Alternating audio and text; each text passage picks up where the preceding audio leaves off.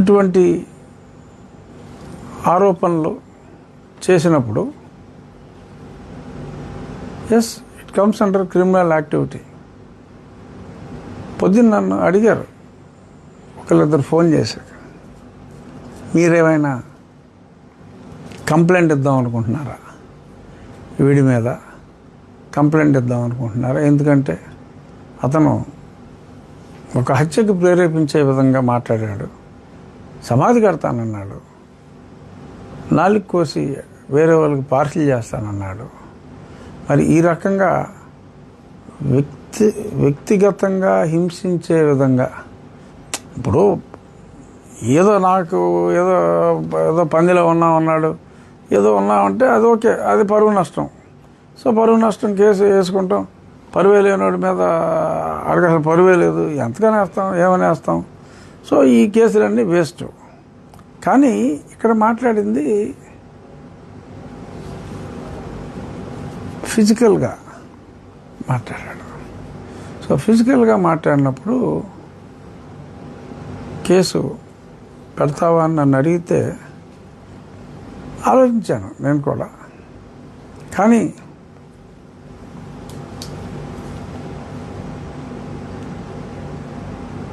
సంయమనం, కాస్త సంయమనం.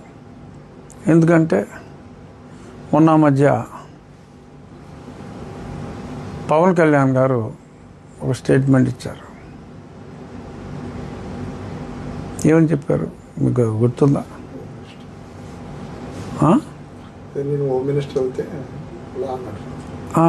అంటే నేను హోమ్ మినిస్టర్ కానందువల్ల ఈ క్రిమినల్స్ ఎలా ఎవరెస్ట్ వచ్చినట్టు వాళ్ళు ఉన్నారు అని. అటువంటి క్రిమినల్ ఏడు బరి తెగించి బజార్లమ్మట తిరుగుతూ, మరి ఆడికి పర్మిషన్ ఎవరు ఇచ్చారో, ఇలాగా బరి తెగించి మాట్లాడే వాళ్ళకి ఎవరు ఎందుకు ప్రోత్సహిస్తున్నారో తెలియదు. మరి బరి తెగించి మాట్లాడి ఎలా చేశారు క్రిమినల్ లాగా. సో ఇటువంటి క్రిమినల్స్ ఆట కట్టిస్తాను అని, హోమ్ మినిస్టర్ అయితే ఆట కట్టిస్తానని పవన్ కళ్యాణ్ గారు అన్నారు. సో పవన్ కళ్యాణ్ గారు మాట్లాడారు అంటే ఆయన ఊరికేనే మాట్లాడరు. ఎందుకంటే కూటమిలో ఒక ప్రముఖ నాయకుడు ఆయన. మరొక కూటమిలో తెలుగుదేశం పార్టీ తర్వాత ఎక్కువ స్థానాలున్న పార్టీ నాయకుడిగా, ప్రజల్లో ఎంతో ఆదరాభిమానాలున్న వ్యక్తిగా మరి ఆయన ఆ మాట హోమ్ మినిస్టర్ అయితే అన్న మాట అన్నారు. కాబట్టి చూద్దాం మరి రేపు కేంద్రంలో ఒక వారం రోజుల్లోనే, ఇవాళ పేపర్లో కూడా వచ్చినాయి, అన్ని పేపర్లలో సాక్షితో సహా కేంద్రంలో త్వరలో ఇది క్యాబినెట్ ఎక్స్పాన్షన్ అని, ఆ తర్వాత రాష్ట్రంలో అని. ఏమో పవన్ కళ్యాణ్ గారు హోమ్ మినిస్టర్ అయితే, ఎందుకంటే నా నాలుక ఆయనకే కానుగ్గా భయపెట్టే విధంగా ఇస్తానన్నారు కాబట్టి, పవన్ కళ్యాణ్ గారు హోమ్ మినిస్టర్ అయ్యాక నేను ఖచ్చితంగా కంప్లైంట్ ఇద్దాం అనుకుంటున్నాను. చూద్దాం. ఇప్పుడు దీంట్లో అండి టోటల్ ఎపిసోడ్ లో ఈ మిమ్మల్ని ఇంత రాజ్యాంగంలో ఆంధ్రప్రదేశ్ రాష్ట్ర శాసనసభ ఉపసభాపతిగా ఉన్న మిమ్మల్ని ఆయన ఇంత తోలనాడలో కూడా మీ ప్రభుత్వం దీని మీద ఎందుకు చర్య తీసుకుంటలేదండి? అతని మీద ఇవాటి వరకు కూడా ఏ కేసు కానీ కంప్లైంట్ కానీ, చిన్న విషయంలోనే మీ గవర్నమెంట్ చాలా స్పీడ్గా రియాక్ట్ అవుతుంది కదండి. నిన్నంత బహిరంగంగా ఆయన మిమ్మల్ని నాలుగు కోస్తానని చెప్పి అన్నా కూడా మీ ప్రభుత్వం దీంట్లో ఎందుకు చర్య తీసుకుంటలేదు? అంటే చర్య తీసుకోవటం అంటే కంప్లైంట్ ఇవ్వాలి కదా. అంటే అసలు అతను ఓడిని మీరు కంప్లైంట్ ఇవ్వకుండానే తీసుకోవచ్చు కదండి. అంటే సువోమోటో కూడా తీసుకోవచ్చు. సువోమోటో ఖచ్చితంగా తీసుకోవచ్చు. కాకపోతే అక్కడ అన్నది ఎవరిని? నన్ను, పవన్ కళ్యాణ్ గారు. అంటే హోమ్ మినిస్టర్ని కానీ లేదా ముఖ్యమంత్రిని కానీ ఇంకో మినిస్టర్ కానీ ఏమనలేదుగా. కాదు సార్, నిన్న జరిగిన టోటల్ ఎపిసోడ్ లో ఒక్క చంద్రబాబు నాయుడు గారు, లోకేష్ గారు, తెలుగుదేశం మినహాయిస్తే పవన్ కళ్యాణ్ గారిని గాని, జగన్ గారిని గాని, ఏంటి జగన్ కూడా జగన్ కూడా ఆయన నిన్న తోలనాడారండి. ఏమని? అది ఈ అతను ఎందుకు ఓట్లు వేశారనే సందర్భాన్ని కూడా అతను ప్రస్తావించాడు. అతను కూడా మోసం చేశారు. ఒక ఇక్కడ టోటల్ ఎపిసోడ్ లో ఒక చంద్రబాబు నాయుడు గారిని, లోకేష్ గారిని, తెలుగుదేశం పార్టీ మినహా జనసేనని, మిమ్మల్ని, మిగిలిన జగన్ గారిని, ముగ్గురిని కూడా ఆయన అక్కడ మాట్లాడారు. అంటే ఒప్పందం ఏమైనా ఉందంటారా? కాదు కదా. అంటే ఇప్పుడు లిల్లీ మాట్లాడిన సిల్లీ మాటలన్నీ ఆ సాక్షివాడే వేస్తున్నారు కదా. అంటే ఇది నిన్న ఓపెన్ గా ఆయన సోషల్ మీడియాలో కూడా వచ్చింది కదా సార్ దాని మీద. అంటే మరి దీని మీద మరి లోపాయి గారు ఒప్పందం ఏమైనా తెలుగుదేశానికి, జడా శ్రావణ్ కుమార్ గారికి జరిగిందంటారా?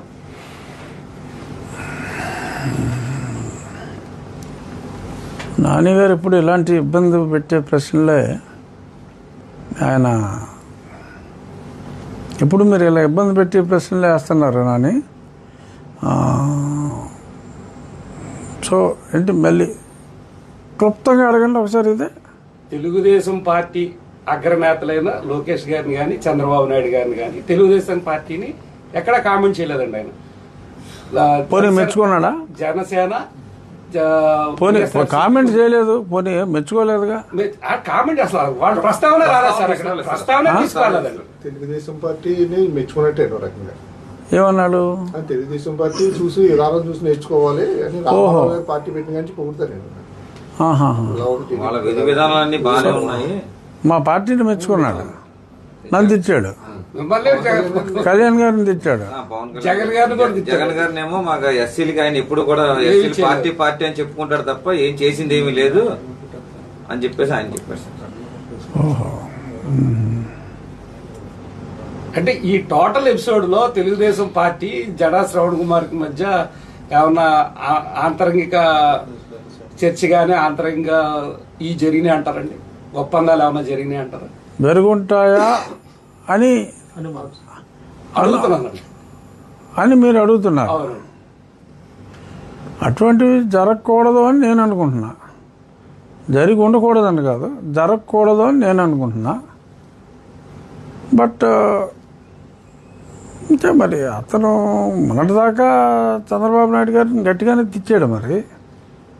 మరి నిన్న ఏమీ అనకపోవటం, పైగా మరి మెచ్చుకున్నారని కూడా అంటాం, ఇవన్నీ అనుమానం లేని వాళ్ళకు కూడా అనుమానం రేకెత్తించే విధంగా ఉన్నాయి ఈ మాటలు. బట్ మరి ఎవరైనా సోమోటో మరి నిజంగా పోలీసులు కంప్లైంట్ తీసుకుంటారా వాళ్ళే, లేదు ఎవరైనా ఒకవేళ నా అభిమానులు, నేనైతే పవన్ కళ్యాణ్ గారు హోమ్ మినిస్టర్ అయ్యేదాకా నేనైతే కంప్లైంట్ ఇవ్వను డెఫినెట్గా. ఇది నా స్టాండ్. అంటే నా 4 ఆయనకే పంపుతానన్నారు ఒకటి. 2 మొన్న పవన్ కళ్యాణ్ గారు ఈ క్రిమినల్స్ నేను హోమ్ మినిస్టర్ కానందువల్ల హ్యాపీగా ఉన్నారు అని అన్నారు. సో కాబట్టి ఇతను క్రిమినల్. సో ఆయన హోమ్ మినిస్టర్ అయ్యే వరకు క్రిమినల్స్ హ్యాపీగా ఉంటారని చెప్పి మరి కళ్యాణ్ గారే అనుకుంటున్నప్పుడు ఇదిగో ఈ నాన్నగారు ఇంకేదో అనుమానాలు పెట్టాడు. ఈ బ్యాక్గ్రౌండ్లో ఇక నేను కంప్లైంట్ ఇచ్చి కూడా యాక్షన్ తీసుకోవట్లేదు అనుకోండి, మళ్ళీ అదొక నామర్థం నాకు. డిప్యూటీ స్పీకర్ స్థాయిలో ఉండి మీరు కంప్లైంట్ ఇచ్చినప్పటికీ కూడా మళ్ళీ ఏదో లేదని చెప్పి మళ్ళీ ఇలాగే ప్రెస్ మీట్ పెట్టమని చెప్పి ఇలాగే నన్ను అడుగుతారు. సో కాబట్టి నేను కంప్లైంట్ ఇచ్చినా, ఒకవేళ ఎవరైనా కంప్లైంట్ ఇచ్చినా చర్య ఒకటే ఉంటుంది. చర్య అంటూ ఉంటే ఇలాగా మాట్లాడి 4 కోసేస్తాను, సమాధి కట్టేస్తాను, ఎవడ పడితే ఆడు. ఇప్పుడు చట్టం అంత క్లియర్గా ఉండి, సుప్రీంకోర్టు రూలింగ్స్ ఉండి, ఎక్కడా కూడా ప్లేసెస్ ఆఫ్ వర్షిప్ దగ్గర మైకులు పర్మిషన్ లేకుండా ఉండకూడదు, పర్మిషన్ ఇచ్చినప్పుడు కూడా ఇన్ని డెసిబల్స్లో ఉండాలి అంటే నేను చెప్తున్నాను. వీళ్ళు కోరికేసుకో గొట్టంగాడు ఇటు చెప్పేయటానికి. నేను చెప్తున్నాను మీరు పెట్టుకోండి అని చెప్పి నోటికి వచ్చినట్టు మాట్లాడతాం, నాలుగు కోసేస్తానంటాం, సమాధి కట్టేస్తానంటాం. ఇటువంటి మాటలన్నీ కూడా మాట్లాడిన తర్వాత ఎటువంటి కేసు ఏమీ లేకుండా ఉపేక్షించటం.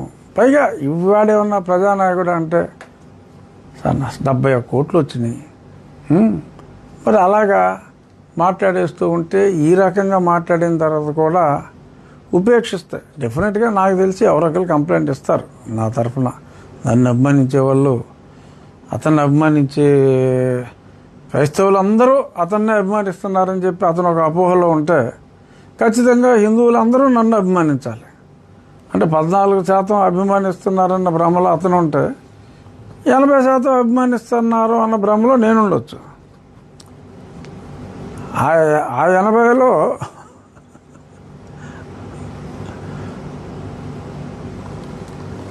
కొద్దిమంది అయినా కంప్లైంట్ ఇస్తారు డెఫినెట్గా. ఆ ఇచ్చిన కంప్లైంట్ని ఆ పోలీసులు సీరియస్గా తీసుకుంటారా మరి చూడాలి. మంచి ప్రభుత్వం అని అందరూ అంటున్నారు. సో మంచి అంటే ఇలాగా హింసని ప్రోత్సహించే, అంటే హింసని ఖండించని మంచా, ఇలా ఒక రాజ్యాంగబద్ధ పదవిలో ఉన్న వ్యక్తినే మరి ఈ రకంగా అది కోసేస్తాను ఇది కోసేస్తానని చెప్పి అంటూ ఉంటే మరి ఉపేక్షిస్తారని నేను అనుకోవట్లా కంప్లైంట్ అంటూ ఇస్తే.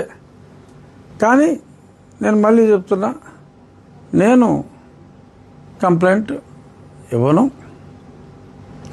నాకెందుకనో పవన్ కళ్యాణ్ గారు ఆ మాట అన్నారు కనుక ఆయన హోమ్ మినిస్టర్ అవుతారు అన్న, ఆయన్ని హోమ్ మినిస్టర్ చేస్తారు గౌరవ ముఖ్యమంత్రి గారు అన్న నమ్మకం ఇది. ఎందుకంటే డైరెక్ట్గా నాకు పవన్ కళ్యాణ్ గారికి లింక్ చేశాడు. జడ నాకు కళ్యాణ్ గారికి వేసాడు జడ ముడి. ఏంటి, నాణాలు కోసి ఆయనకి కానుగ్గా పంపిస్తా అన్నాడు. సో డైరెక్ట్గా ఆయనకే పంపుతానన్నాడు కాబట్టి, సో ఇలాగ ఆయన ముఖ్యమంత్రి అదే ఆయన హోమ్ మినిస్టర్ గారు అయిన వెంటనే మనం హోమ్ మినిస్టర్ గారు నా నాలుగు కోసి మీకే పంపుతానన్నాడు కానుగ్గా. సో ఈ కంప్లైంట్ని మీద మీరు చర్య తీసుకోవాలి అని చెప్పి, సో ఆయన ఎవరికైతే ఇవ్వాలనుకుంటున్నాడో సో వారికే నేను అంటే ఈలోపే నా నాలుగు కోసి ఆయనకి పంపించేస్తాడేమో నాకు తెలీదు. ఇప్పుడు సాయంత్రం వచ్చేసి నిచ్చినేసుకుని నా మీద ఎక్కేసి ఆయన నాలుగు కోసేసి ఏదైనా చేస్తాడేమో నాకు తెలియదు. ఒకవేళ అప్పుడు దాకా ఆయన నిచ్చినేసుకొచ్చి నా నాలుగు కొయ్యకుండా ఉంటే డెఫినెట్గా నేను ఇలాగా, ఎందుకంటే ఇప్పుడు ఎవరో నా నాలుగు టచ్ చేసినా ఆడే అన్నది అర్థమైపోతుంది కదా. ఇంకా దానికి అబ్బబ్బబ్బ నేను చేయలేదు ఎవడో చేశాడు అంటానికి కూడా లేదు. సో అంచేత ఖచ్చితంగా ఈలోపు అయితే ఎలాగో ఆడుకోసాడని అర్థం అవుద్ది. కానప్పుడు ఈ రికార్డులన్నీ ఉన్నాయి కాబట్టి పవన్ కళ్యాణ్ గారి సమయం నేను తీసుకుని, ఎందుకంటే డిప్యూటీ స్పీకర్గా I can call any minister to my chamber, but నేను ఒక కంప్లైనెంట్గా నేనే ఆయన దగ్గరికి, కంప్లైనెంట్గా అయితే నేను పిలవడానికి లేదు. అంచేత నేను వెళ్ళి అయ్యా ఈ రకంగా నా నాలుగు కోసి మీకే పంపిస్తానన్నాడు. సో అంచేత నేను మీకే మొరపెట్టుకుందామని వచ్చాను, నా నాలుకని కాపాడండి అని చెప్పి ఇలా మీకు నా నాలుకని కానుగ్గా ఇద్దాం అనుకున్న వాడి మీద క్రిమినల్ చర్యలు తీసుకోవాలి అని చెప్పి నేను కోరుతాను. బట్ ఇందులో ఇప్పుడు న్యాయం జరగదా అని అంటే అప్పుడు ఫాస్ట్గా న్యాయం జరుగుతుంది అని నేను అనుకుంటున్నా. ఎందుకంటే ఇప్పుడు సునీల్ కుమార్ గారి మీద యాక్షన్ తీసుకోమని చెప్పి 2 ఏళ్ళు అయింది. ఇప్పుడుకొచ్చి లేదు పెద్దగా. సో అలాగా ఏదో నెలలో తేలిపోద్ది కదా. ఆయన ఈ 3 పదవుల్లో ఈ 2 పదవుల్లోనే కంటిన్యూ అవుతారా, హోమ్ మినిస్టర్ అవుతారా అన్నది చూద్దాం. ఉన్నప్పుడు అప్పుడు ఏం చేయాలో అందాక నా నాలుకని శ్రవణ్ కుమార్ బారి నుంచి ఎలా కాపాడుకోవాలి